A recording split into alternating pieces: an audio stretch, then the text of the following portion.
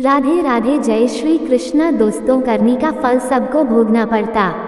एक बार एक राजा था। उसने एक दिन विद्वान ज्योतिषियों की सभा बुलाकर प्रश्न किया, मेरी जन्म पत्रिका के अनुसार मेरा राजा बनने का योग था, मैं राजा बना, किंतु उसी घड़ी मुहूर्त में अनेक जातकों ने जन्म लिया होगा जो राजा नहीं बन सके, क्यों? इसका क्या कारण है? राजा के इस प्रश्न से सब निरुत्तर हो गए। अचानक एक वृद्ध खड़े हुए बोले, महाराज, आपको यहाँ से कुछ दूर घने जंगल में एक महात्मा मिलेंगे, उनसे आपको उत्तर मिल सकता है। राजा ने घोर जंगल में जाकर देखा कि एक महात्मा आग के ढेर के पास बैठकर अंगार खाने में व्यस्त हैं। राजा ने महात्मा से जैसे ही प्रश्न पूछा, महात्मा ने क्रोधित होकर कहा, तेरे प्रश्न का उत्तर आगे पहाड़ियों के बीच एक और महात्मा है, वे दे सकते हैं। राजा की जिज्ञासा और बढ़ गई। पहाड़ी मार्ग पार कर बड़ी कठिनाइयों से राजा दूसरे महात्मा के पास पहुंचा। राजा हक्का बक्का रह गया। दृश्य ही कुछ ऐसा था, वे महात्मा अपना ही मांस चिमटे से नोच नोच कर खा रहे थे। राजा को महात्मा ने भी डांटते हुए कहा, मैं भूख से बेचैन हूँ, मेरे पास समय नहीं है। आगे आदिवासी गांव में एक बालक जन्म लेने वाला है जो कुछ ही देर तक जिंदा रहेगा।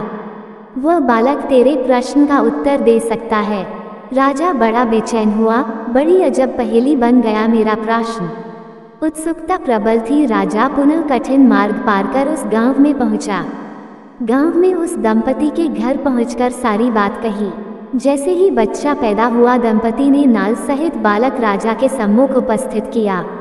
राजा को देखते ही बालक हंसते हुए बोलने लगा, राजन, मेरे पास भी समय नहीं है, किंतु अपना उत्तर सुन लो तुम।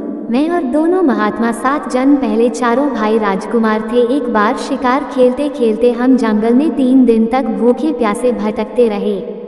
अचानक हम चारों भाइयों को आटे की एक पोटली मिली। हमने उसकी 4 रोटी सेंकी। अपनी अपनी रोटी लेकर खाने बैठे ही थे कि भूख प्यास से तड़पते हुए एक महात्मा वहां आ गए। अंगार खाने वाले भैया से उन्होंने कहा, बेटा, मैं 10 दिन से भूखा हूँ, अपनी रोटी में से मुझे भी कुछ दे दो, मुझ पर दया करो, जिससे मेरा भी जीवन बच जाएगा।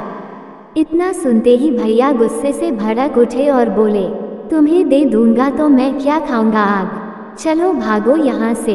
वे महात्मा फिर मांस खाने वाले भैया के निकट आए, उनसे भी अपनी बात कही, किंतु उन भैया ने भी महात्मा से गुस्से में आकर कहा कि बड़ी मुश्किल से प्राप्त ये रोटी तुम्हें दे दूंगा तो क्या मैं अपना मांस नोचकर खाऊंगा।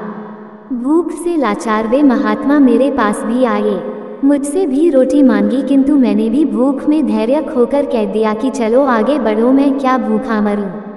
अंतिम आशा लिए वो महात्मा, हे राजन, आपके पास भी आए।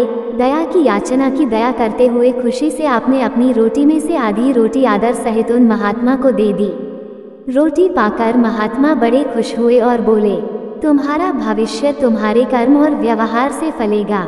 बालक ने कहा, इस प्रकार उस घटना के आधार पर हम अपना अपना भोग रहे हैं। और वो बालक मर गया। धरती पर एक समय में अनेकों फल फूल खिलते हैं, किंतु सबके रूप, गुण, आकार, प्रकार, स्वाद भिन्न होते हैं। हे राजन, जो कर्म हम करते हैं उसका फल हमें भोगना पड़ता है। हमारी करनी अच्छी हो या बुरी, हमारे एक दिन हमारे सामने जरूर आती है।